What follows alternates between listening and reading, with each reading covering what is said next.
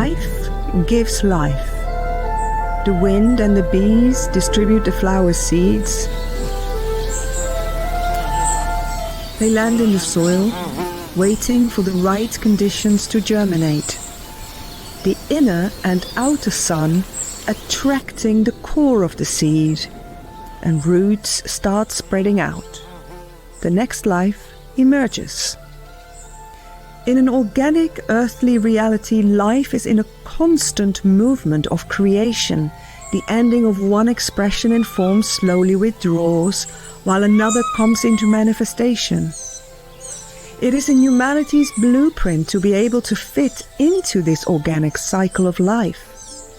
Sadly, it is in the collective mind of humans where a seeming sabotage has taken place. A hijack by a nefarious force which throws humans out of alignment with the natural, organic flow of life. Over time, humanity has deviated so much that the mind has become diseased, and the result is the increasing decline of life on planet Earth.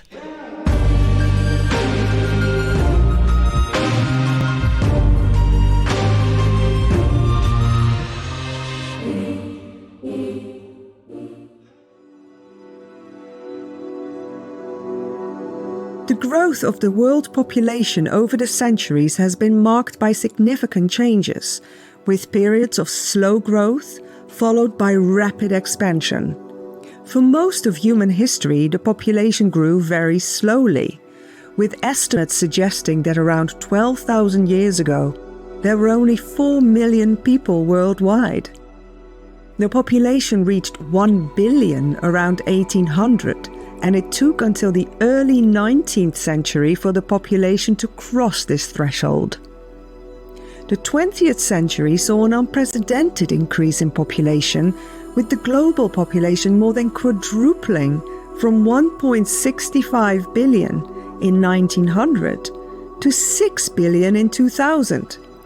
With a small global population, the mind virus may not have been that obvious. But with the Earth populated with large swathes of humans, the chaotic energies have become obvious. All the more as a result of digital technology, which is moving humanity further and further away from its essence as spiritual beings having a temporary human experience. I've been warning for decades now about the plan to change the nature of the human body to a much more synthetic state. The World Health Organization declared a COVID-19 pandemic outbreak on the 11th of March 2020, causing severe social and economic disruption around the world, including the largest global recession since the Great Depression. Good morning, Becky. This is the news that we've been waiting to hear. Pfizer and BioNTech reporting the first results from their phase 3 vaccine trial, saying that in this interim look, the vaccine showed to be more than 90% effective in preventing COVID-19 cases. Now, they also say no serious safety concerns were observed in the trial so far. According to experts, the COVID-19 vaccine would lessen the severity of the disease by teaching the immune system to recognize and fight the virus that caused it.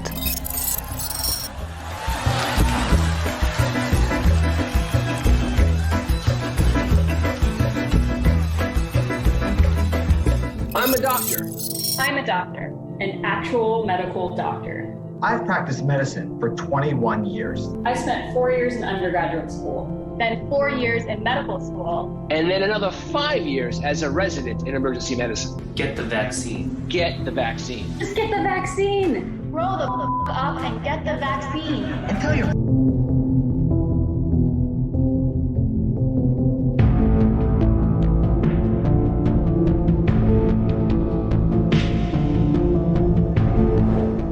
One of the things these COVID vaccines are supposed to contain is graphene. And graphene not only is a superconductor of electricity, and how does the brain communicate and the body communicate with itself through electrical means, it's also an amplifier of electromagnetism in the body. So if you've got graphene in the body, then if you come into contact with an electromagnetic field, that field will impact on the body, will be very, very significantly magnified. Many doctors and nurses, seeing the harm their patients suffered from receiving these vaccines, provided us with vials so we could conduct analyses. AstraZeneca, Pfizer, Sinopharm, and CanSino, we found more than 10 undeclared chemical elements. Among them were aluminum, copper, iron, manganese, platinum. It feels and it's exactly like calamari. I've never seen anything like it though, prior to halfway through 2021, and the way that started, we was having trouble embalming people, and I thought the pump was knackered, and it wasn't the pump.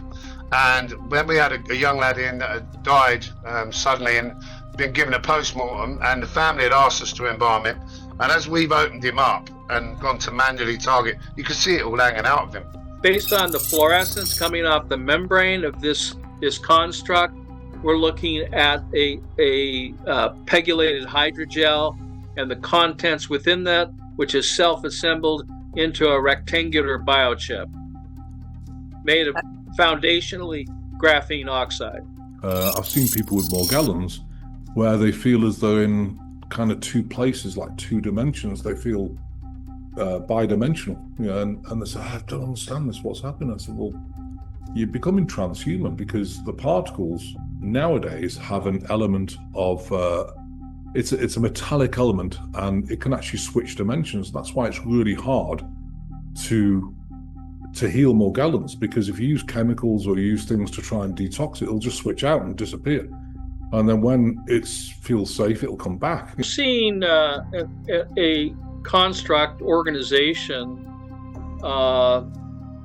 here again, it can be a saline origin or it can be graphene origin, but here again, it's charge related, this assembly that takes place. It looks very complex, very much like biosensors. I'm not saying they are biosensors, but they can act as to be able to, based on our research, receive and transmit information.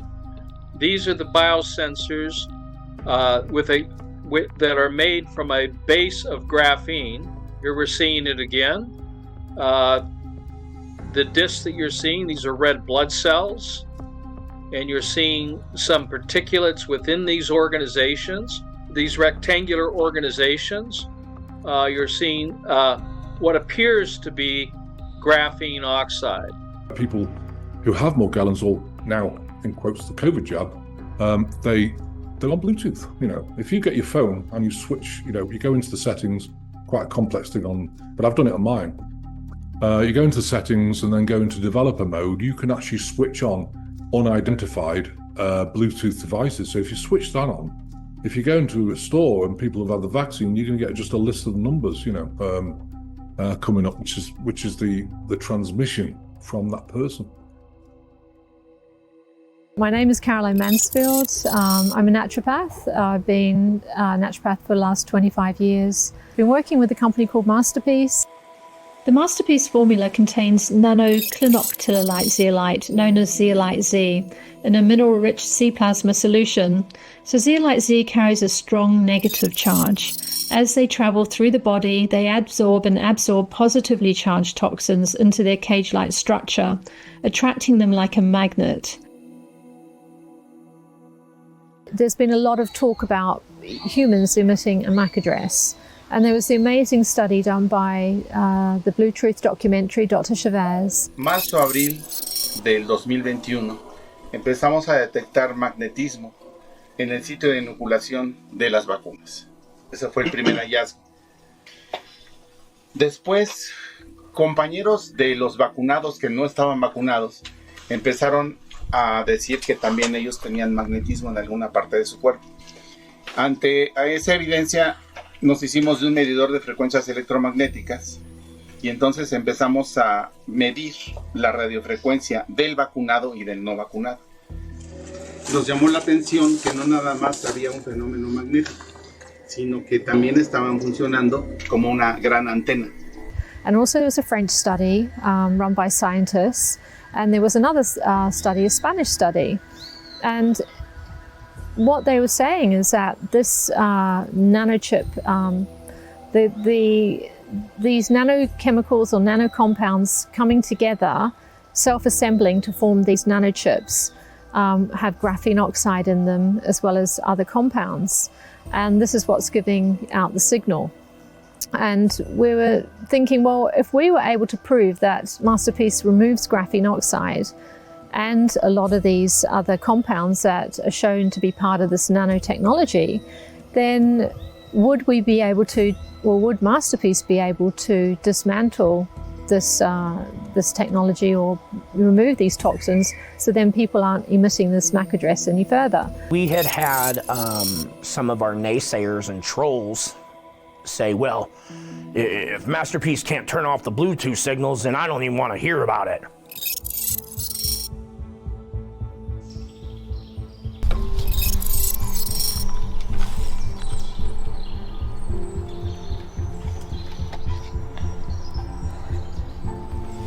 My name is Mamcho Pablo, but my friends and people know me as Manu. I got interested in this project for about 2-3 years ago when I started seeing these unknown devices, and there's a lot of history going on. I had 2 COVID vaccinations, and I think since the second COVID vaccine, it disrupted my menstrual cycles.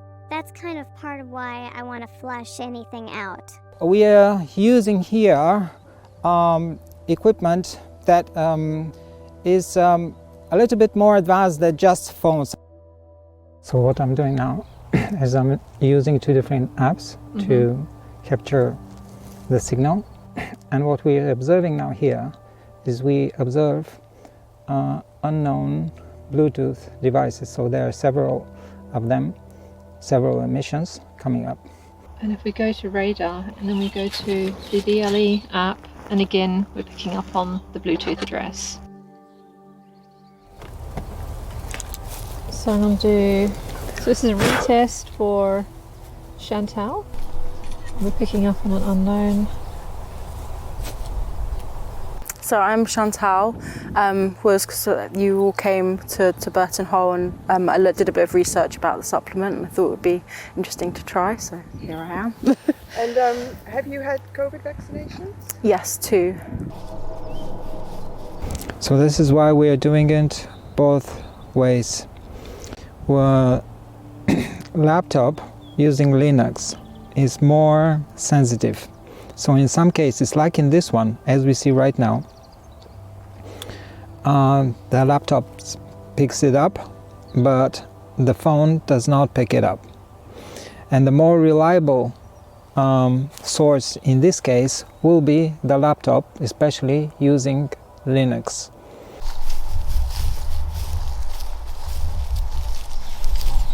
When did you have the COVID vaccines? So, I believe it was around 2 years ago. Yeah, I delayed the booster though. I think that was about 9 months after. So this application can present the power of a signal in a graphical manner, because actually they use it when you lose your earbuds and then you look for them. So this is the power of the signal, and the higher the graph goes, the more powerful the signal is. It means that it is comparatively close, this one. Can you please come closer? Yeah. Thank you. Let us see if you, like really close. If we can see. Now, do you see it on the, can the camera catch this thing? You see? The power of the signal went up. So it varies because Bluetooth signal always jumps up and down. But if you can see now, if you compare this one with this one, it definitely went up. What has been discovered is that when a person is inside of a EMF, electromagnetic field, this triggers the Bluetooth signal on. It activates the nanoparticles, and on a previous study, the Mexican study, they had 6 people. When they came without phones, only 2 people had signals. But when they came with phones turned on, no Bluetooth signal on, just Wi-Fi on and mobile data on, all of them had Bluetooth signals. So this is why we're going to give her now to hold phones, hopefully triggering this.